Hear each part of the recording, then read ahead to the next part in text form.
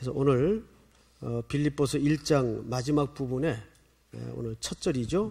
27절에 보니까 오직 너희는 그리스도의 복음에 합당하게 생활하라. 너무 유명한 구절입니다. 그래서 우리는 이것을 그저 의례적인 말씀으로 이해하기가 쉬운데 복음에 합당하게 생활하라 했을 때 그 생활하라는 말에 숫자가 하나 붙어 있어요. 여러분 성경을 잘 보시면 좋은 성경은 그 숫자가 있습니다. 있어요 없어요? 있죠. 뭐라고 되어 있습니까? 풋노트에 보니까 또는 시민 노릇 이렇게 되어 있어요. 그러니까 생활하라라는 말을 빼고 풋노트의 용어를 대입시키면 이렇게 읽어도 되겠다는 얘기죠. 오직 너희는 그리스도의 복음에 뭐하라는 얘기죠? 시민 노릇하라 이 얘기입니다. 자, 그러면 왜 풋노트에 이런 설명이 붙어 있을까를 그 이유를 여러분들이 좀 아실 필요가 있는데, 우선 이 생활하라라는 말은 폴리데오스다이라는 말로서 정확한 의미는 정치하라 그 말이에요. 여러분 정치가 좋은 겁니까 나쁜 겁니까? 우리 보통 정치하면 굉장히 부정적인 이미지가 있어서 굉장히 안 좋은 쪽으로 많이 생각이 돌아가죠. 근데 정치가 없으면 안 됩니다. 그 정자가 무슨 정자죠? 바를 정자예요. 치는요 다스릴 치자죠. 그러니까 어떻게 하라는 얘기예요? 바르게 다스리라는 얘기죠. 근데 이것을 직업군들이 나라 사랑하지 않고 국민들 생각하지 않고 자기 이속만 차리고 잘못 악용을 할 때 꾼이 되는 거죠. 정치꾼. 정치라는 용어 자체는 굉장히 중요한 용어며 필요한 겁니다. 오늘날 교회도 보면 사실은 정치가 문제가 아니라 바른 정치가 없어서 문제죠. 나라도 마찬가지예요. 정치는 있어야 되고 굉장히 중요한 겁니다. 문제는 바르게 정치하는 게 사라진 것이 사실은 문제죠. 자, 이 복음에 합당하게 생활하라라는 말은 복음에 합당하게 정치하라는 얘기예요. 풋노트에는 시민으로서 살라 이렇게 되어 있는데, 자, 이 말이 어디서 왔는가 한번 보십시다. 빌립보서 3장을 좀 넘어가 볼까요? 20절. 빌립보서 3장 20절. 전체가 한번 같이 읽겠습니다. 시작.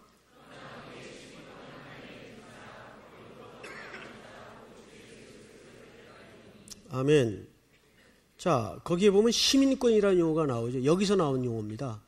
그러니까 복음에 합당하게 생활하라라는 말이 바로 빌립보서 3장 20절에 시민권이라는 말에서 유래가 되었어요. 여기에서는 뭐라고 써 있는가 하면 폴리데오마 이렇게 되어 있어요.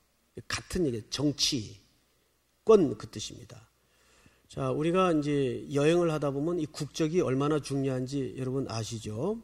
우리 선교를 나갈 때도 보면 이 국가의 힘, 국가의 권위, 국적 굉장히 중요합니다.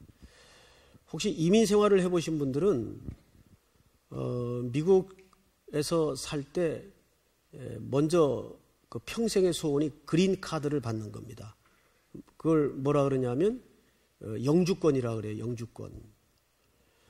그거 하나 받으려고 평생 또는 몇십 년 엄청 돈을 쏟아야 됩니다. 근데 영주권보다 더 윗 레벨이 시민권이 되는 겁니다. 미국의 시민권자가 되면 몇 년 전 일이죠. 여러분 그 평양에 그 아시안계인데 여성 둘이 붙잡혔어요. 공안에게 취재를 하다가. 근데 그 두 여자가 한국계예요. 한 여자는 정확히 그 혈통을 잘 모르겠는데 한 여자는 한국계인 게 확실합니다. 근데 그 두 분이 전부 시민권자였어요. 미국 시민권자였어요. 기자였는데. 누가 갔죠? 역대 대통령을 지냈던 클린턴이 직접 가서 데려왔어요. 그만큼 미국의 시민권이 엄청난 파워가 있습니다. 그 사람들이 만약에 영주권자였다면 그런 일은 불가능했을 겁니다. 근데 영주권으로 사는 것도 엄청나요. 예를 들면 학교 입학을 해도 론이 다 됩니다. 그래서 그렇게 큰 비용 들지 않고 학교를 일단은 다닐 수가 있어요. 그리고 졸업하고 나서 그 론을 이제 잡을 가지고 갚아가면 되니까. 등록비도 달라요. 순수 유학생은 엄청나게 비쌉니다. 그런데 그린카드를 갖고 있거나 시민권자는 엄청나게 쌉니다. 거의 뭐 40%, 60% 이렇게밖에 등록비가 안 돼요. 그러니까 유학생으로 순수하게 가서 유학을 하려면 진짜 1년에 1억 든다는 말이 맞습니다. 그 정도 비용이 들어요. 순수 유학을 가면. 그러니까 우리가 나라와 나라 간에도 그런 관계가 있어요. 그런데 사도 바울이 왜 여기서 이 시민권이라는 말을 유독 강조하는가 하면 이 빌립보서를 시작할 때 첫 시간, 둘째 시간을 걸쳐서 두 번에 걸쳐 이 빌립보 도시가 탄생되게 된 배경에 대해서 아주 조밀하게, 아주 정성껏, 아주 자세히, 아주 구체적으로 꼼꼼하게 설명을 드린 적이 있어요. 기억이 나시죠? 예, 기억이 나셔야 됩니다. 예. 이 도시는 원래가 야만의 도시였죠. 이제 그때 참석하지 못한 분들을 위해서 한 1분간만 기억을 회복해 드리겠습니다. 야만의 도시였는데 필립 마게도냐 왕 필립이 이 도시를, 이 지역을 점령하게 됩니다. 근데 이 야만의 문화를, 야만인들을 바꿀 수가 없어요. 그러다가 노력을 하다가 필립은 죽고 뒤에 알렉산더가 아들이죠. 왕권을 이어받게 됩니다. 그리고 아들도 아버지의 뒤를 이어서 그 대업을 추진해 나가다가 중간에 로마와 전쟁이 붙는 거예요. 그만 알렉산더가 집니다. 이 지역을 뺏겨버려요. 그래서 이때부터 로마는 이 지역을 리틀 로마를 만들기 위해서 엄청난 전략과 작전을 짭니다. 누구를 여기에다가 집단 이주를 시키냐면 퇴역장성과 군인들을 집단 이주를 시켜요. 그래서 이 지역을 작은 로마를 만들어가게 합니다. 근데 그 시대 공부를, 역사 공부를 하신 분들은 아시겠지만은 로마 제국은 이 식민지 정책이 굉장히 독특합니다. 그래서 이원론적인 그 구조가 돼 있어요. 예를 들면 황제가 총독을 직접 임명해서 파견하는 그런 식민지 지역이 있습니다. 대표적인 예가 유대 지역입니다. 그런 지역은 주로 험해요. 그래서 파견되는 총독이나 또는 장군들이 잘 가려하지 않습니다. 워낙 험하고 까탈스러운 민족들이기 때문에 잘 안 가려고 그래요. 그쪽으로 배치를 받으면 한대 배치를 맞는 것 마냥 서로 피하곤 했습니다. 그런데 원로 회의에서 결정을 해가지고 만드는 식민지가 있습니다. 콜론이라고 그러죠. 거기에 몇 가지 심사 결정 과정이 있습니다. 그 지역이 윤리적인 수준, 도덕적인 수준, 군사적인 질서 또는 경제 능력 이런 것들을 다 봐요. 그리고 가장 중요한 게 로마의 정신, 로마의 가치가 어느 정도 익었는가. 이걸 원로 회의에서 심사를 합니다. 통과가 되면 거기를 정식으로 식민지로 공포를 합니다. 그러면 모든 시민들에게 시민권이 부여돼요. 그 로마의 시민권이 부여되면 그 긍지라는 것은, 그 자부심이라는 것은 이루 말로 다 할 수가 없어요. 하늘을 찌를 듯 합니다. 로마의 시민, 제국의 시민권자로서 사는 거예요. 빌립보가 바로 그런 지역이었습니다. 로마에서 빌립보까지가 마일수로 한 800마일 떨어진 꽤 먼 거리예요. 800마일이면 키로수로 1마일이 1.6km니까 한번 생각을 해보세요. 어느 정도 먼 거리인가. 그렇게 먼 지역인데 이 빌립보는 최고의 리틀 로마였습니다. 이 빌립보는 모든 그 시민권자들이 로마의 정신과 로마의 철학과 로마의 가치를 구현하기 위해서 굉장히 애썼던 거예요. 그래서 하나님의 나라 백성들에게, 그러니까 이 땅에 살지만 이 죄 많은 땅에, 유혹 많은 땅에 도전이 매일 쓰나미처럼 밀려오는 이 땅에 발을 딛고 살지만 우리는 어디에 시민권자로 살아야 된다는 걸 이런 개념을 통해 도입시키는 겁니까? 하늘의 시민권자. 그래서 베드로전서나 히브리서 11장에 보면 우리 성도들의 그 아이덴티티, 정체성을 어떻게 설명하고 있습니까? 너희는 거류자요 나그네라고 얘기를 합니다. 별로 안 믿는 표정인데 우리 베드로전서 한 군데만 찾아보십시다. 베드로전서 2장 11절.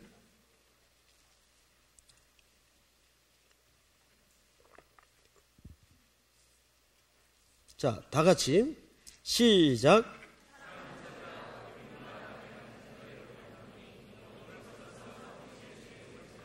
아멘. 자, 보세요. 거류자라고 표현을 했고 또 뭐라 그랬죠? 나그네라고 표현을 했습니다. 나그네라는 건 그 정체성이 뭡니까? 돌아갈 집이 있는데 노정에 있는 사람들을 나그네라고 얘기를 합니다. 우린 지금 다 거류자요? 나그네예요. 행인이요? 옛날 성경에는 행인이라고 돼 있었죠. 우린 지금 어딘가를 목적지를 향해서 길을 가고 있는 거류자요? 나그네라고 묘사를 합니다. 그래서 우리 이제 그 아주 고전적인 복음성에 보면 순례자의 노래라는 노래 아시죠? 저 멀리 배는 나, 이런 복음성은 못 들어보셨죠? 네. 그런 복음성이 있어요. 저 멀리 배는 나의 시온성, 오 거룩한 곳, 오늘은 이곳, 내일은 저곳, 이런 가사인데 철저히 우리 성도의 위치를 나그네로, 순례자로 규정을 해서 만든 노래죠. 자, 미국 사람이 미국 시민권을 가지고 어디 가서든지 그 위세와 그 대접이라는 것은 여러분들이 피부로 느끼는 것처럼 대단해요. 요즘은 우리 한국 여권 가지고 돌아다녀도 국력이 많이 신장이 돼서 꽤 그래도 끄떡거려주고 대접을 받죠. 근데 우리 아버지 세대들이 그 한국 여권 가지고 해외를 다닐 때는 참 씁쓸하고 비참한 일들이 너무나 많았습니다. 따로 세워놓고 늘 이랬어요. 특별히 조사하고. 지금 인천공항에서 그 아주 못 사는 어려운 제3국가의 그 형제들이 들어오면 우리 한국에서 그렇게 심사를 하지 않습니까? 따로 세워놓고 세밀히 검사하고. 근데 그런 나라가 저 이스라엘 들어갈 때, 이스라엘 혹시 가본 적 있어요? 그건 워낙 테러가 이 살벌한 나라라 정말 무섭게 검사합니다. 그 짐칸에 실은 노트북까지 다 꺼내가지고 그 하드에 무엇이 들었는가 이것까지 다 검사를 해요, 얘네들이. 굉장히 자존심 상하게 해요. 그 검색 자체를. 근데 국력이 절정 있는 국가의 패스포드를 가지고 다니면 그럴 일이 없죠. 그런 차원에서 여러분들이 어디 시민권자예요? 하늘의 시민권자예요. 근데 표정들이 별로 이렇게 시큰둥하게 별 긍지 없이 그래서는 안 된단 말이죠. 여러분들이 어디를 가든지 그 하늘의 시민권자로서 이거 세상 사람들이 아직 이 가치 몰라서 그렇지 뚜껑 열면 얘들이 기절을 할 텐데 아직 몰라서 그렇지 우리가 하늘의 시민권자로서 이 땅에 사는 거예요. 그 태도를 여기서 얘기하는 겁니다. 복음에 합당하게 시민권자로서 살아라. 아멘? 자, 성경을 좀 다시 보십시다. 오늘 빌립보서 1장 27절을 보세요. 오직 너희는 그리스도의 복음에 합당하게 생활하라. 이는 내가 너에게 가보나 떠나 있으나. 자, 잠깐 앞을 보세요. 오늘 무슨 날이죠? 네, 휴일날이라고 그러면 안 됩니다. 그런 선배들이 노하세요. 오늘은 광복절입니다. 67주년을 맞는 광복절이면서 또 우리 삼일교회는 교회 생일 자체가 이 민족운동과 굉장히 연관성이 있지 않습니까? 3월 1일 3.1절 운동을 기념해서 교회를 설립한 그런 의미 있는 교회인데, 그래서 우리 3.1교회는 특별히 하나님의 나라를 사랑하고 조국을 사랑해야 돼요. 자, 그런데 제가 오늘 이제 이 말씀을 이렇게 준비하다가 도산 안창호 선생님의 이렇게 글들을 좀 읽어봤어요. 여러분, 저기 강남에 가면 도산공원이라고 있습니다. 혹시 우리 형제자매들 그 데이트할 장소가 뭐 딱히 없을 때는 꼭 거기를 한번 가보세요. 거기 가보신 분 한번 손들어 보세요. 그래도 꽤 되시네요. 근데 안 가본 분들이 더 많네요. 하긴 뭐 서울 분들이 그런 데를 더 못 가더라고요, 보니까. 거기를 꼭 한번 가보세요. 거기 가보면 도산 안창호 선생님의 그 유품이나 그 글들, 그 기념비적인 그 독립운동에 관한 그 양력들이 쫙 아주 공부하기 좋게 잘 보관되어 있습니다. 안창호 선생님이 남긴 글 중에 아주 유명한 글인데, 거기에도 가면 이 글이 있어요. 이런 글이 있습니다. 그대는 나라를 사랑하는가? 그러면 먼저 그대가 인격이 되어라. 우리 중에 인물이 없는 것은 인물이 되려고 마음 먹고 힘쓰는 사람이 없는 까닭이로다. 인물이 없다고 한탄하는 그 사람 자신이 왜 인물이 되려고 노력하지 않는가? 이 글 외에도 좋은 글들이 아주 많은데, 도산 안창호 선생님과 그 샌프란시스코의 두 코리안 인삼 장수의 이야기는 여러분들이 많이 읽었을 겁니다. 도산 안창호 선생님이 샌프란시스코 거리를 거닐고 있는데, 그 중국인들을 상대로, 샌프란시스코에는 지금도 중국 사람들이 많습니다. 그 금문교를 사실 누가 다 지었는지 아십니까? 그 중국 사람들이 다 그 노동을 해서 지은 겁니다. 중국 사람들을 대상으로 인삼을 파는데 상투맨 두 코리안이 구역 때문에 샌프란시스코 한복판에서 싸움이 붙은 겁니다. 근데 안창호 선생님이 길을 가다가 그 광경을 보게 된 거예요. 뜯어 말리면서 이제 싸움을 말리고 다독거리고 진정을 시킨 다음에 안창호 선생님 마음속에 큰 하나의 그 자각이 되었던 게 뭐냐면, 안 그래도 천대받고 멸시받는 민족인데, 약소 민족인데, 이 먼 곳까지 와서 특별히 농장에서 거의 노예처럼 일해가면서 우리 그러니까 할아버지 세대들이죠.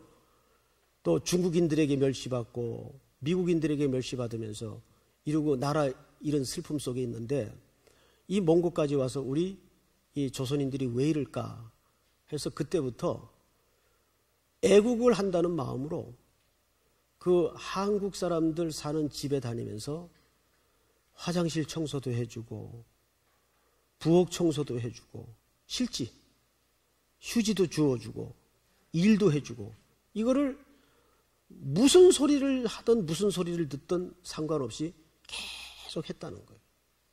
무슨 마음으로? 애국하는 마음으로. 그러면서 하시는 말씀이, 애국에는 여러 가지 방식이 있다. 주부는 부뚜막에서부터, 또 장사꾼은 장사하는 그 현장에서부터, 그것이 독립운동이고 애국운동이다. 이것이 안창호 선생님의 글에 그대로 적혀 있어요. 우리가 하나님의 나라 시민권을 가지고 이 땅에 산다는 것도 그런 의미가 아닐까요?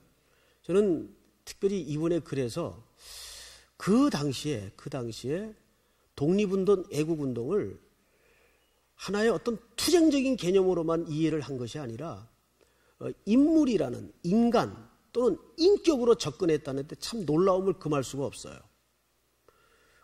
성경에도 보면 우리가 하늘의 시민권자로서 어떤 모습으로 살 것을 요구하고 있습니까? 뭐 세력을 모아가지고 무슨 운동을 하는 걸 원할까요? 거기가 그런 내용이 아니라 우리가 어떻게 그리스도의 성품으로 바뀌어야 되고 닮아가야 되는가, 전부 이 얘기를 하고 있어요. 그 얘기가 뭐예요? 복음에 합당하게 생활하라, 시민권자로서 바른 정치를 하라, 그 얘기를 이렇게 하는 겁니다. 이렇게 설명할 때 그 당시 빌립보에 사는 그리스도인들은 정확하게 알아들을 수 있었다는 겁니다.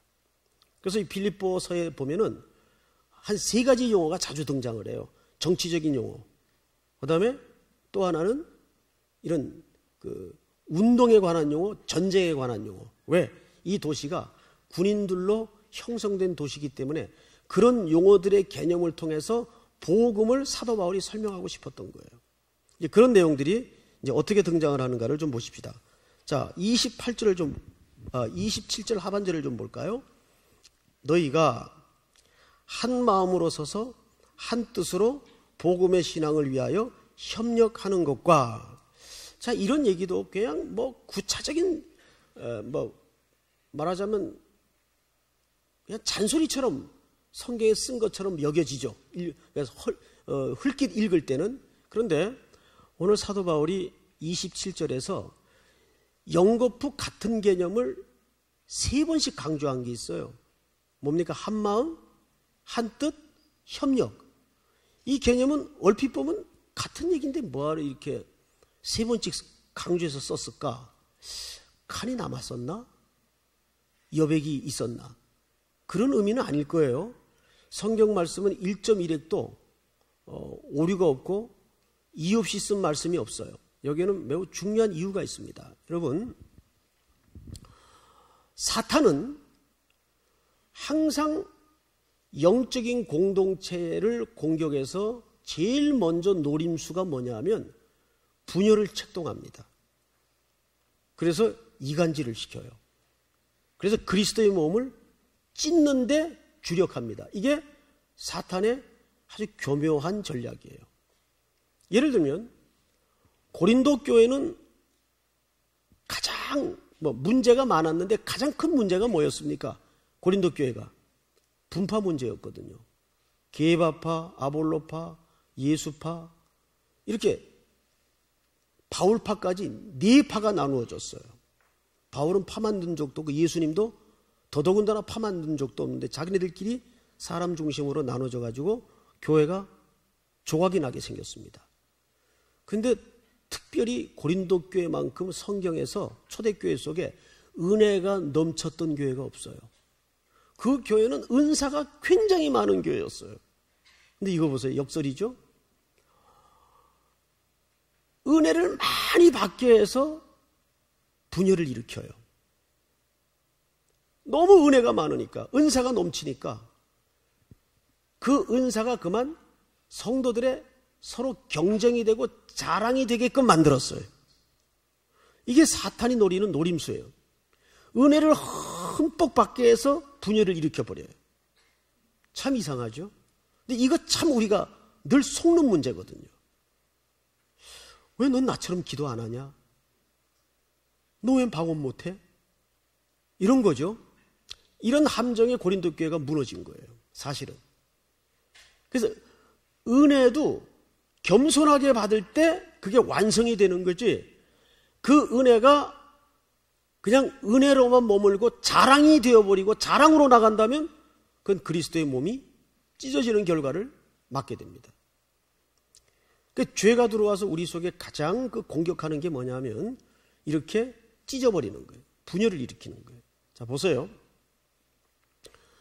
에덴 동산에서 무오했던, 아무 흠이 없었던 에덴 동산에서 아담이 유혹을 받습니다. 뱀을 통한, 여인을 통한 유혹을 받아요. 그래서 뭐가 들어오죠? 죄가 들어와요. 죄가 들어와서 그만 죄를 저지릅니다. 이때 하나님께서 큰 인류에 대한 질문을 하나 하죠. 아담아, 아담아, 네가 어디 있느냐? 몰라서 물었을까요? 아니죠. 지금 네가 놓여진 자리가 어디냐? 그걸 아마 물었던 것 같아요. 그러니까 아담이 뭐라 그럽니까? 내가 벗었으므로 두려워 숨었나이다. 자, 죄가 들어오면서 제일 먼저 망가진 게 자기 속의 정체성이 깨져버리는 거예요. 바른 이미지가 무너져 버린 거예요. 하나님이 아담과 하와를 처음 만드셨을 때는 벌거벗었어도 서로 부끄러움이 없을 정도로 온전했어요. 둘이가 하나였어요. 맞죠? 그런데 죄가 들어오면서 자기 속에 분열이 일어나요.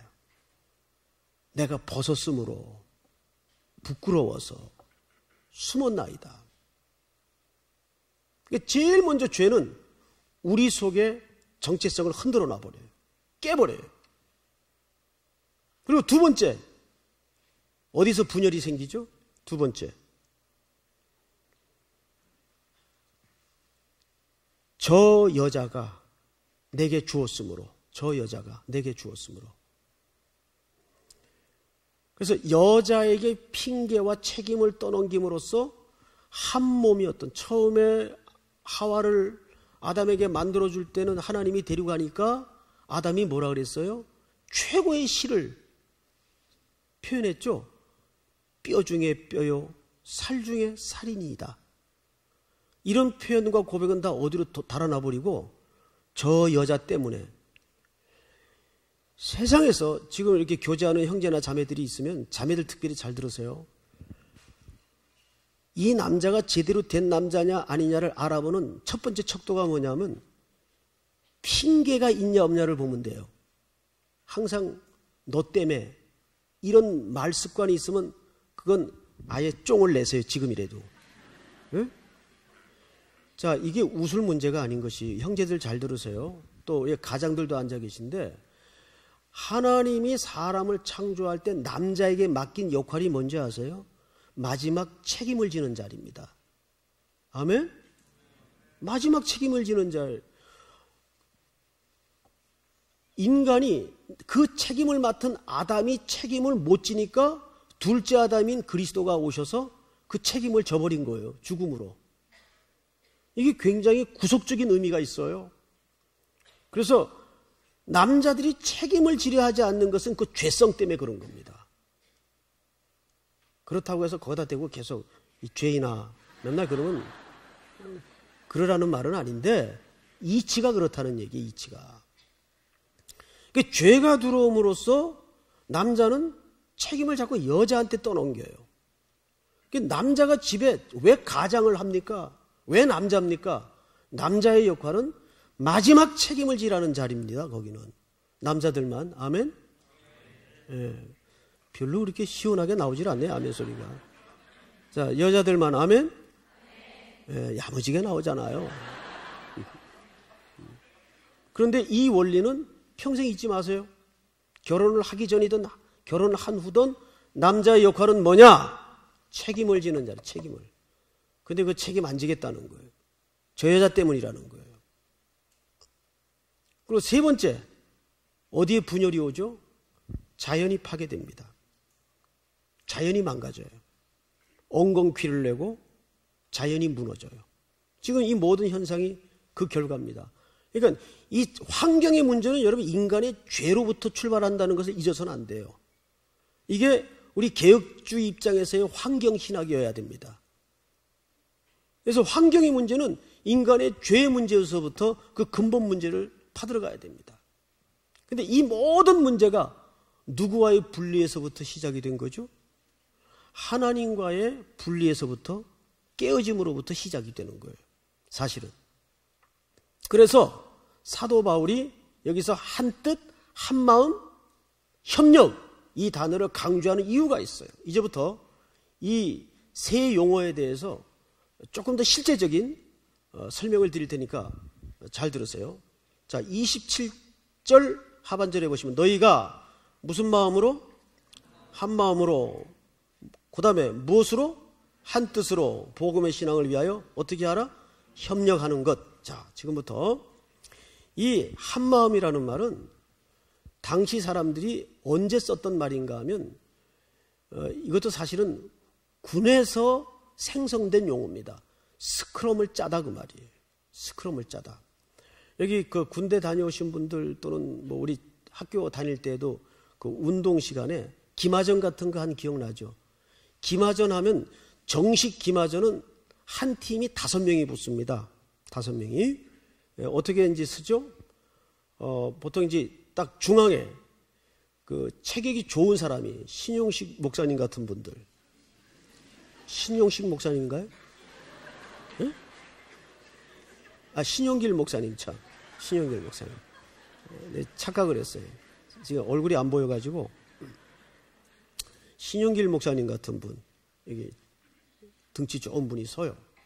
그리고 그 옆에 이제 체격이 어중간한 단단한 사람들이 양 어깨에 팔을 걸죠. 그리고 뒤에는 떨어지지 않도록 그리고 앞으로 진전을 시키기 위해서 푸시맨이 있어요. 푸시맨.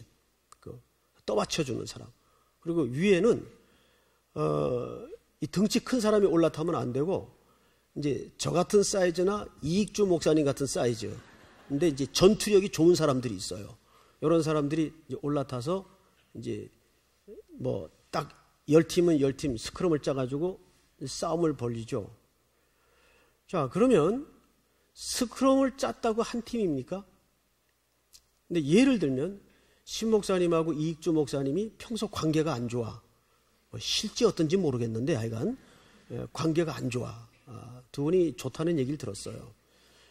근데 자꾸 올라타가지고 발을 꼼지락거리고 짜증나게 군단 말이에요. 그래서 그냥 자꾸 어깨를 털고 그러면 위에 올라가 타 있는 사람이 불안해서 이 기마전이 제대로 되겠어요? 자, 이거는 조직이지 이거는 스크럼이 아니에요. 그러니까 교회도 두 가지가 있어요. 조직인 교회가 있고 유기체적인 교회가 있어요. 그래서 그 다음 얘기가 뭐냐면 한 마음과 뭐라 그랬죠? 한 뜻. 여기 한 뜻이라는 말이 일치된 감정과 일치된 내용과 일치된 통일성을 얘기합니다. 5명이 팀을 짰다면 모든 가치와 목적과 의기와 감정이 어떻게 돼야 돼요? 한 마음이 돼, 한 뜻이 돼야 돼요. 한 뜻이. 이번에 홍명보 아이들이 그 3년 동안 한솥밥을 먹고 3년 동안 한 목적을 가지고 그 감독이 나는 너희들을 위해서 죽겠다. 그 기자회견 박주영 데리고 나와서 너 얘 대신 나라도 군대 간다. 그러기가 사실은 리더로서 쉬운 문제가 아니거든요.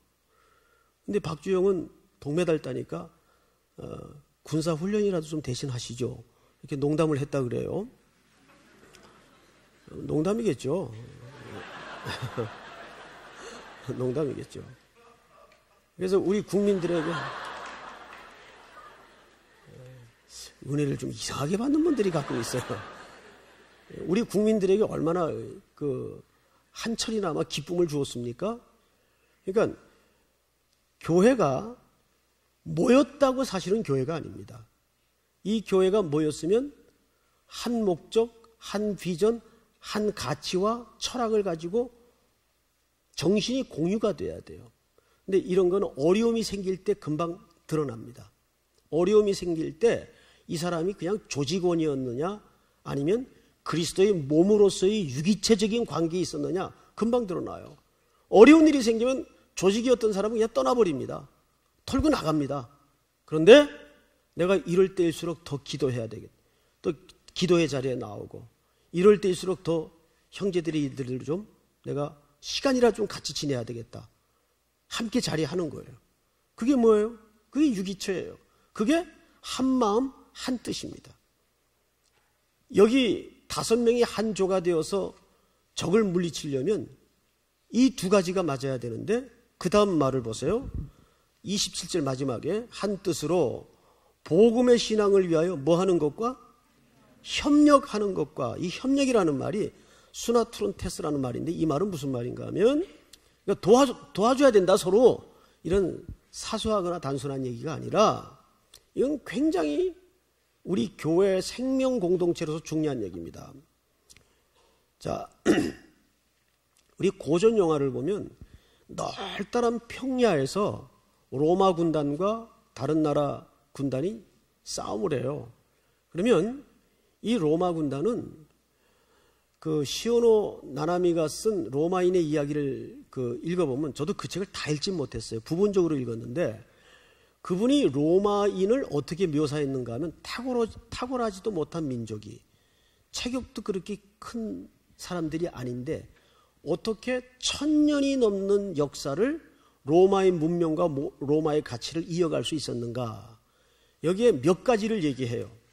그 중에 이제 대표적인 게 수용성. 그들은 적진하고 싸우다가도 요 전법과 요 작전이 굉장히 좀 우리가 보기에 좋다. 그러면 내 것으로 소화해서 만든다는 거죠. 내 것으로.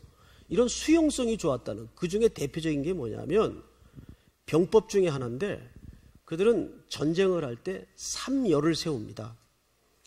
일반적으로 제일 앞에 제일 강한 군대가 보통 군인들은 서죠.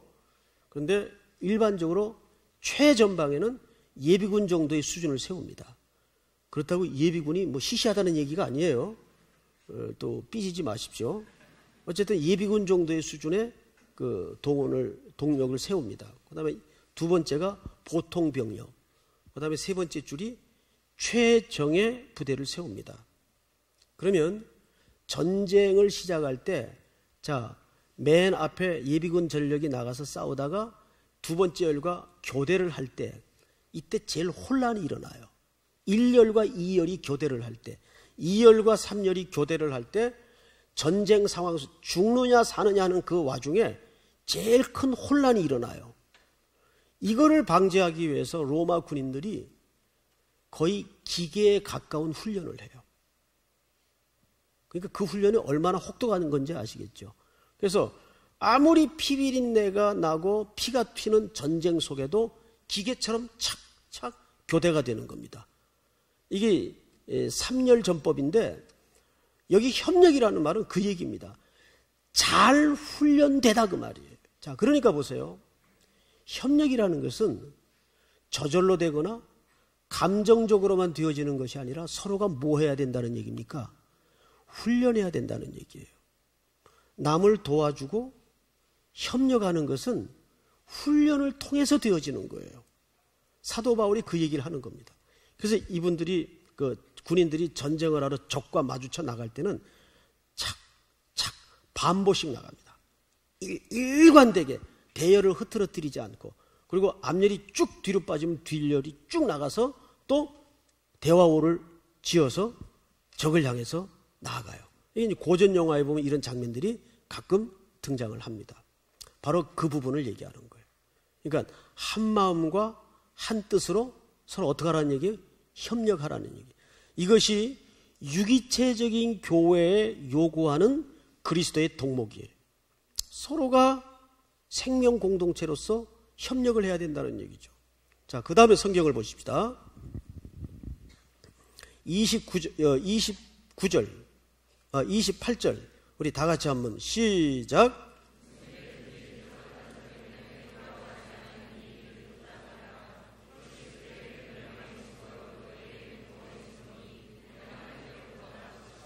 네, 여기 보면 무슨 일에든지 대적하는 자들 때문에 뭐하지 아니하는 이 일을 듣고 두려워하지 않은 이 일을 듣고.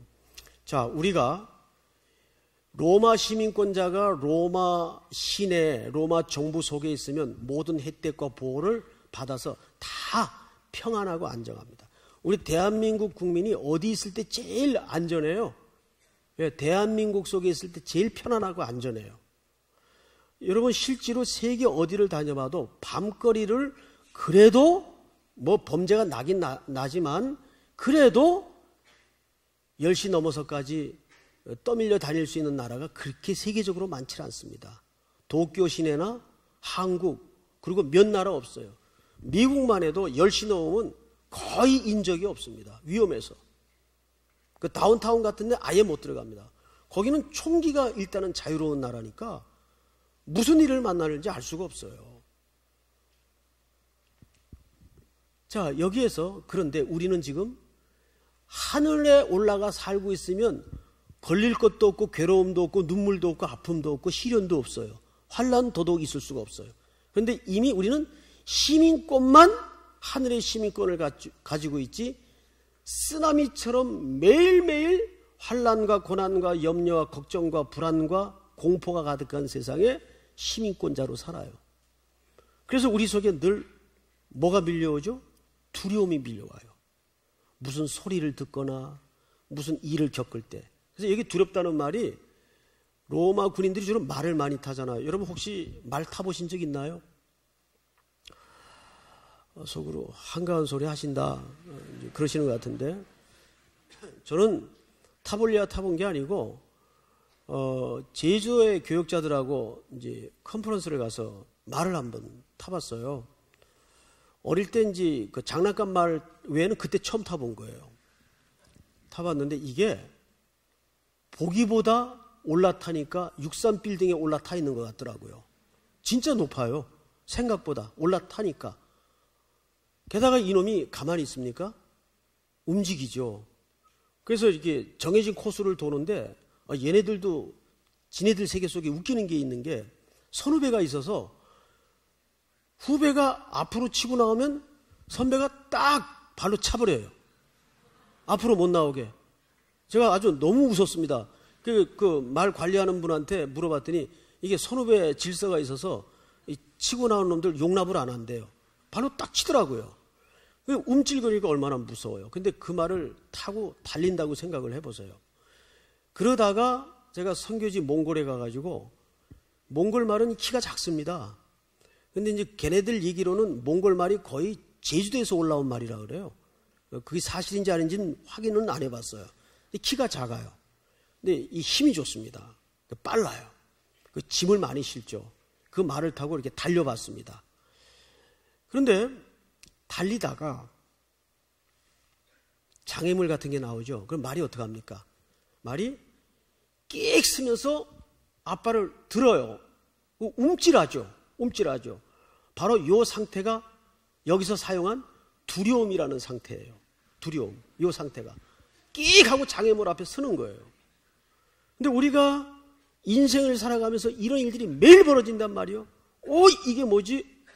이런 일들이 한두 번 겪나요? 그럴 때 성경이 지금 뭐라고 있죠? 그런 일들은 이 땅에서는 늘상 있는 것이니 두려워하지 마라. 자, 성경을 보십시다. 28절, 무슨 일이든지 대적하는 자들 때문에 두려워하지 아니하는 이 일을 듣고자 함이라. 이것이 그들에게는 멸망의 증거, 너희에게는 뭐예요? 구원의 증거이니 이는 하나님께로부터 난 것이라. 29절 다 같이 시작.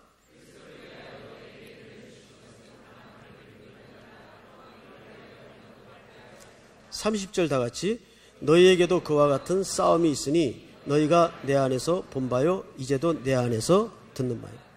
내 안에서 본 바요 들었다는 말은 무슨 말일까? 지금 바울이 어디 갇혀 있죠? 옥에 갇혀 있어요. 근데 바울은 뭐라고 얘기합니까?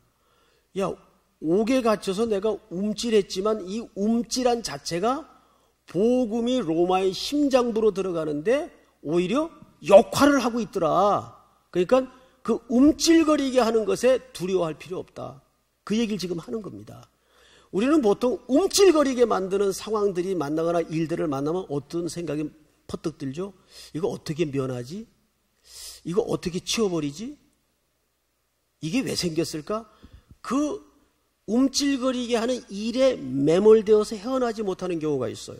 그런데 오늘 사도 바울은, 자, 14절을 볼까요? 1장 14절 이런 얘기야. 형제 중 다수가 나의 매임으로 말미암아 주 안에서 신뢰함으로 겁없이 하나님의 말씀을 더욱 담대히 전하게 되었느니라. 어떤 이들은 투기와 분쟁으로, 어떤 이들은 착한 뜻으로 그리스도를 전파하나니 이들은 내가 복음을 변증하기 위하여 세우심을 받은 줄 알고 사랑하나 그들은 나의 매임으로 괴로움을 더하게 한 줄로 생각하여 순수하지 못하게 다툼으로 그리스도를 전파하느니라.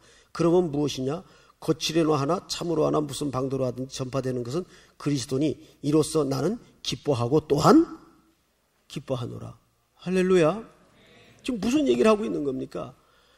바울과 실라가 마게도냐 도착을 해서 감옥에 갇혔을 때에도 어떻게 그 매질 속에서, 감옥 속에서, 죽을 줄 모르는 공포 속에서 그가 찬송과 기도를 터뜨릴 수 있었느냐?